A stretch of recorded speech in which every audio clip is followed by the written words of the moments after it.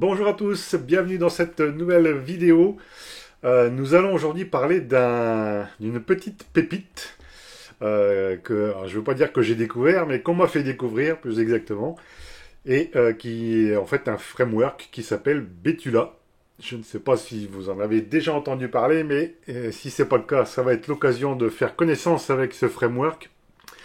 Donc il a été développé avec WinDev pour les développeurs WinDev. Alors on va tout de suite regarder ce que c'est que ce petit framework, si je puis dire. C'est plutôt un gros framework. Donc on va taper ici Betula. Alors ne tapez pas juste Betula, parce que si vous faites ça, vous arrivez sur toute une liste de boulots. Le Betula, c'est un boulot. Rajoutez derrière WinDev et vous allez tout de suite tomber sur la page de présentation qui se trouve ici, donc wlplus.org. Donc en fait c'est un blog par un confrère canadien. Ah, bonjour le Canada. Et on arrive tout de suite à la description de ce petit framework. Donc on nous dit déjà que c'est un projet qui est open source, donc vous allez accéder non seulement aux composants mais également au code source si vous en avez besoin. C'est un framework qui est multilingue, français et anglais, orienté objet, évidemment. Alors là, vous allez voir tout de suite à quoi ça ressemble. C'est vraiment quelque chose qui est développé pour de la programmation orientée objet. Donc si vous n'en faites pas, c'est le moment de vous y mettre. Et donc qui est compatible avec les trois produits de PCsoft. Alors quel est l'objectif de ce framework ? On nous dit que c'est pour faciliter la vie du programmeur en ne réinventant pas à chaque projet la même roue. C'est-à-dire que on a tous tendance à créer des petites collections de procédures pour faire un certain nombre de choses. Et il nous est arrivé de nous dire, ah là, mais il y a 5 ans, j'avais fait un truc comme ça, où est-ce qu'il est ce code ? Ah, vous savez de quoi je parle. Et donc l'idée ici, c'est finalement de tout regrouper dans un framework, dans une collection de classes et de procédures, pour retrouver facilement le code que vous auriez fait. Alors quelqu'un l'a fait, un confrère du Canada, je vous l'ai dit, qui en avait un petit peu marre lui aussi de rechercher le code qu'il avait déjà fait pour d'autres projets. Donc il a tout synthétisé ici, voilà, dans ce framework qui s'appelle Betula. Et ça va nous augmenter, ça va diviser le temps de développement par 2, il nous dit, et augmenter la fiabilité de notre travail, puisqu'on aura fait la même chose. Ce framework a quand même un certain recul, puisqu'il a été commencé ici en 2018, et nous sommes en 2023, hein, pour ceux qui regardent la vidéo plus tard, on est en septembre 2023, et il y a quand même pas mal de recul et d'utilisation dans ce framework. Alors comment est-ce qu'il est conçu, ce petit framework ? On nous dit qu'il se compose à l'heure actuelle de 136 classes plus 14 qui sont compatibles avec quoi je sais pas trop en fait, je manque d'infos là-dessus. Par contre, chacune des classes, on nous dit qu'elle est spécialisée, c'est-à-dire que vous avez des classes spécifiques pour la connexion LDAP, pour les bases de données, pour l'application elle-même. Enfin, c'est vraiment scindé et structuré. Et en fait, il faut hériter. Enfin, ce sont des classes qui héritent les unes des autres, mais les héritages sont simples. C'est ce qu'on nous dit ici. Ils sont peu nombreux. Par contre, vous allez devoir, pour utiliser ça, faire de l'héritage en créant vos propres classes qui vont dériver de celles qui sont existantes dans ce framework. Donc, il faut vous former à la POO. Hein, on est toujours dans la programmation orientée objet. Alors, évidemment, dans la description, j'ai des formations sur la POO. Hein. Alors, en plus de cette 136 classes, on a également 15 collections de procédures qui regroupent 330 fonctions. Donc c'est quand même pas rien. Et on va détailler ça, je vais vous montrer à quoi ressemble ce framework. Alors là, on a un petit schéma, un petit organigramme qui vous explique grosso modo comment est organisé ce fameux framework, donc avec une classe centrale ici, application, et qui vous donne accès à d'autres commandes. Alors, il y a énormément de choses, hein. On ne va pas tout détailler dans cette vidéo, c'est surtout pour vous montrer ce que c'est. Et puis voilà quoi. Donc là, je suis en train de regarder en haut, là, mais on a comment dire, des classes ici qui vous permettent de gérer des logs et des traces d'erreurs, et notamment de gérer des fichiers texte, Excel et MP3 images.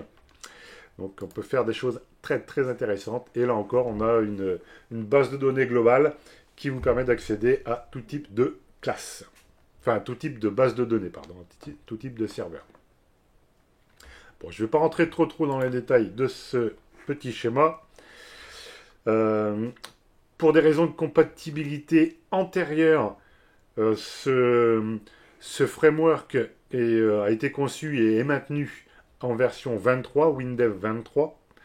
Donc ça veut dire que si vous avez des versions, enfin si vous travaillez avec des versions antérieures à la version 28 par exemple, c'est la version actuelle, bien vous pouvez quand même utiliser ce framework hein, à partir de la version Windev 23. Bon, je ne vais pas rentrer trop dans les détails de ce qui est en dessous. Donc là, on a ici notre petit framework. On est sur la page de présentation. Alors, vous avez évidemment quelques petites pages pour le log. Enfin, pour le log. Vous avez quelques petites pages de présentation de certaines fonctionnalités. La classe application, là, par exemple. On a vu ça tout à l'heure. Qu'est-ce qu'il y a d'autre? Il y en a sur les bases de données. Alors maintenant, comment est-ce qu'on télécharge ce framework? C'est par ici, framework Betula, téléchargement. Vous arrivez sur une page, donc la dernière mise à jour, vous voyez, il y a quand même un versionning intéressant avec les choses qui ont été modifiées, corrigées, supprimées. Alors moi, j'ai déjà tout téléchargé. Je vais vous montrer très brièvement ce que c'est que le source. On va regarder le source. Alors, j'ai ouvert le code source. Alors, vous voyez déjà, il y a une classe de plus que ce qu'il y a sur la présentation. Donc, c'est vraiment quelque chose qui évolue et qui va bien.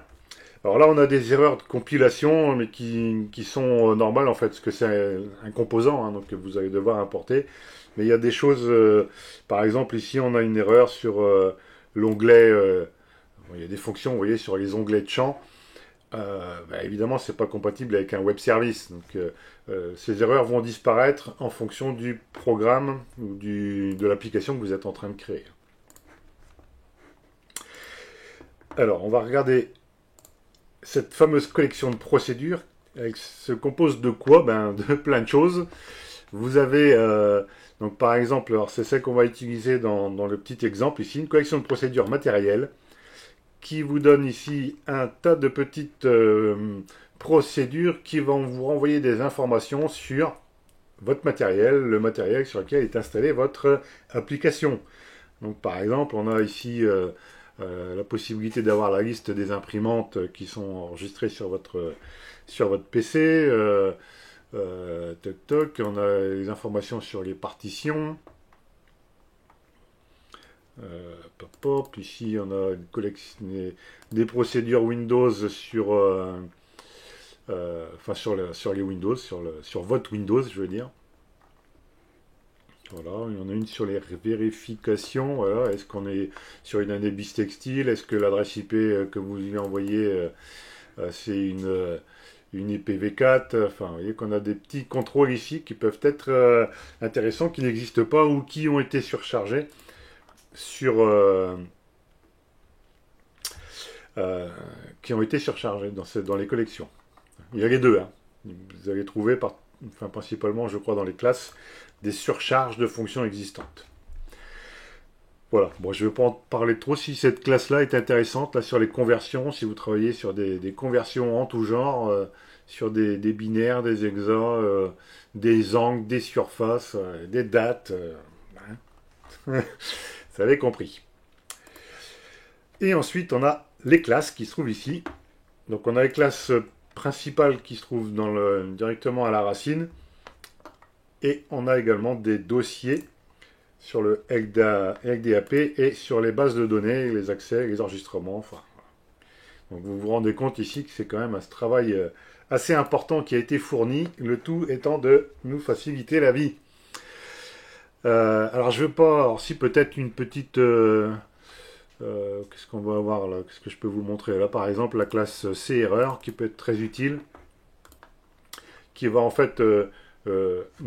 alors, il y a plusieurs classes à utiliser évidemment quand on utilise celle-ci.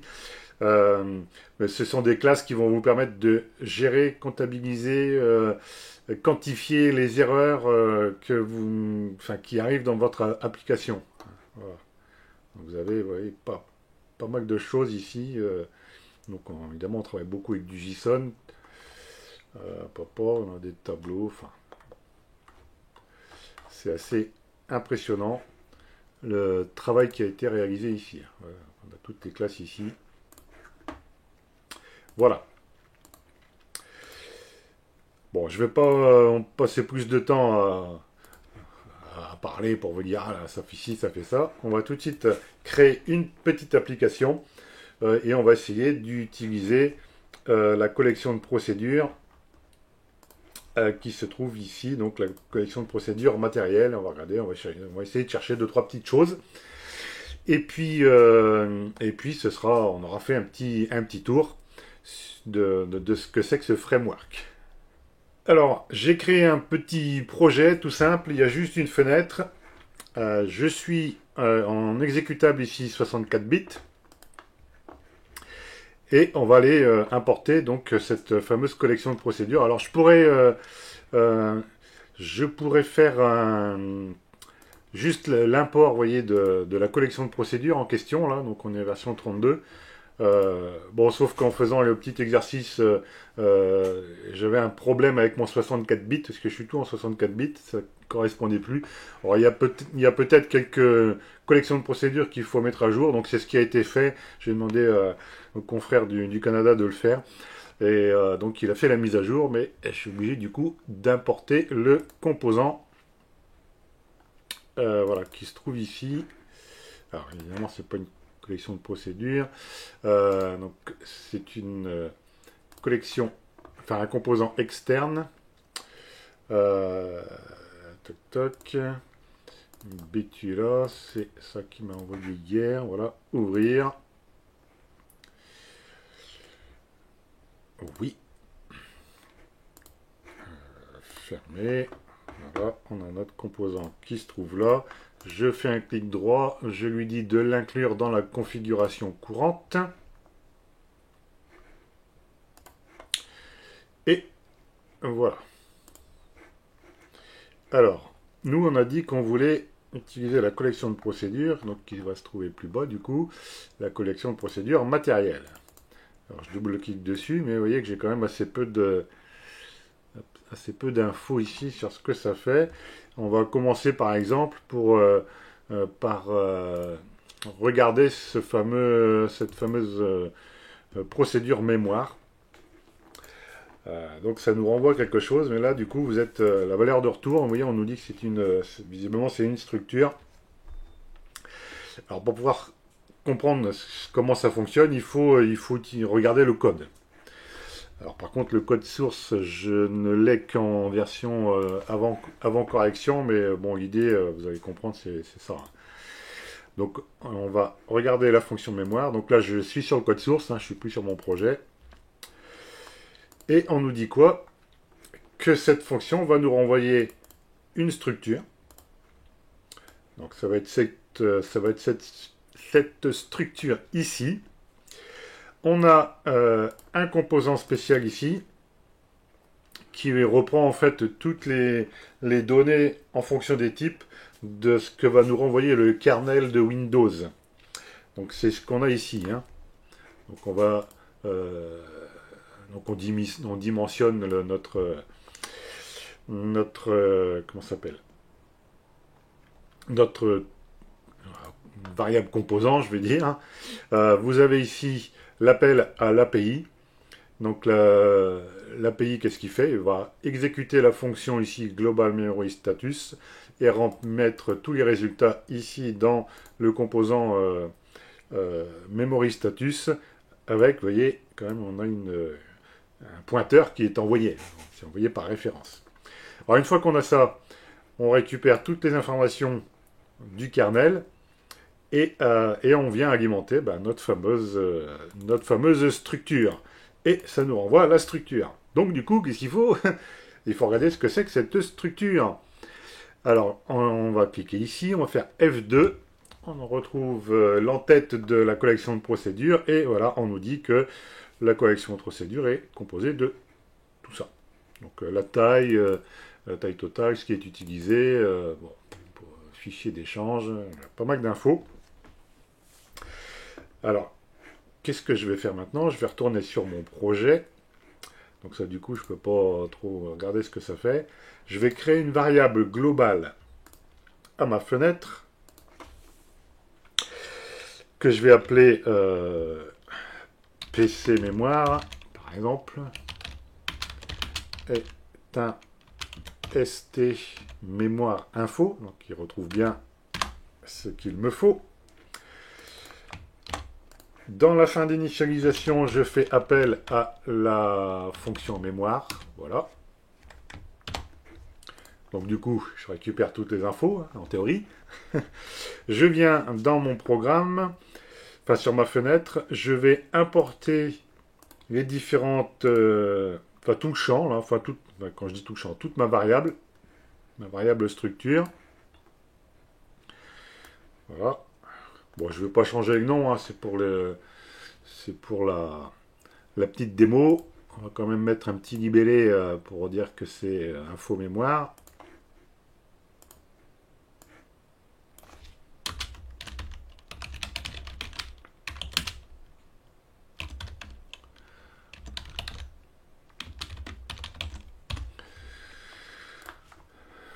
Hop, voilà, je vais peut-être même faire un petit cadre qui va bien avec ça.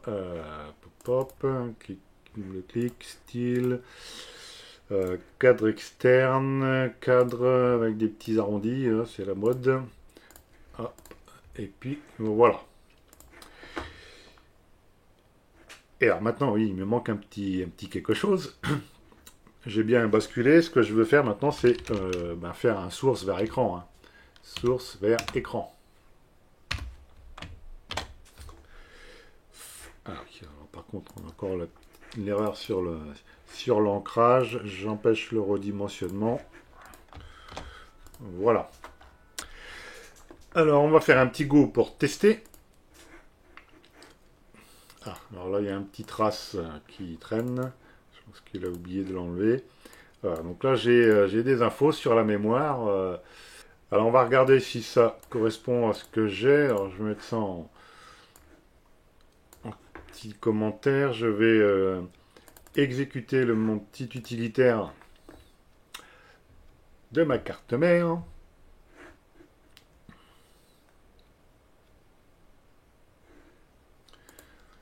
Voilà, memory. Donc, j'ai une taille de 48. Donc, c'est à peu près ça, hein, taille physique totale, 48. Qu'est-ce que j'ai d'autre comme info là? J'ai pas grand chose en fait là. Bon,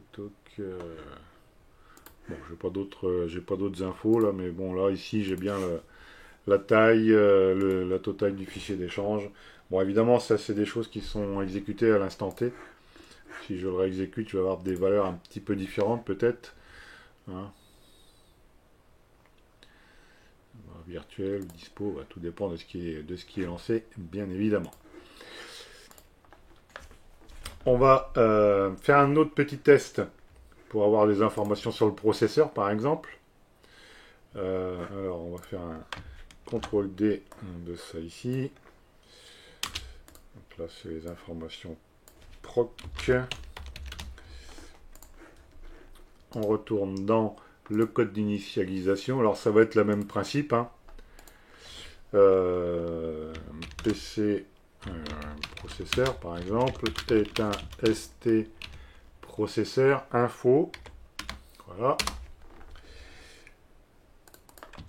après, il faut regarder dans le code source, hein, mais le fonctionnement, c'est exactement le même, vous voyez. Processeur, on a une fonction qui s'appelle processeur, source vers écran. Je enregistre, je vais basculer tout ça ici.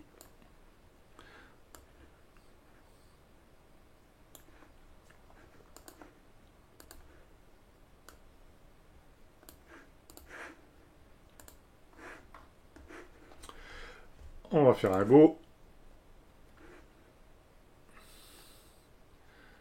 Et donc on a des infos. Alors bon, il y a peut-être des mises à jour à faire, parce que là le type c'est un ancien Ryzen, donc c'est des processeurs récents, mais bon, tout le reste a l'air correct. Je suis bien sur un 64 bits. Donc les infos ici sont correctes. Bon, voilà grosso modo comment vous pouvez utiliser ce petit composant. Alors c'est juste un petit tour d'horizon, hein. Vous vous rendez compte qu'il y a tellement de choses ici que je ne peux pas tout vous raconter dans cette vidéo. C'est pourquoi, si ça vous intéresse d'en savoir plus, voire même d'avoir des formations, n'hésitez pas à mettre des commentaires et même à liker. Ça me permettra de juger un petit peu de l'intérêt que vous manifestez sur ce composant. Et si c'est le cas, eh bien, je ferai d'autres formations peut-être plus pointues sur les fonctions, les classes qui sont à utiliser, comment les utiliser. Parce que franchement, oui, je trouve que ça vaut vraiment le coup de s'investir. Voilà, j'espère que cette découverte vous a plu, que vous allez pouvoir le télécharger et surtout tester, hein. N'hésitez pas à bricoler. Si vous rencontrez des erreurs, écrivez au confrère là-bas du Canada via son blog. Il se fera un plaisir de faire les petits correctifs. Et moi je vous dis à bientôt pour de prochaines aventures en PO, hein, en PO avec mes formations. Hein. Retrouvez-moi pour apprendre à programmer orienté objet. Allez, bonne semaine.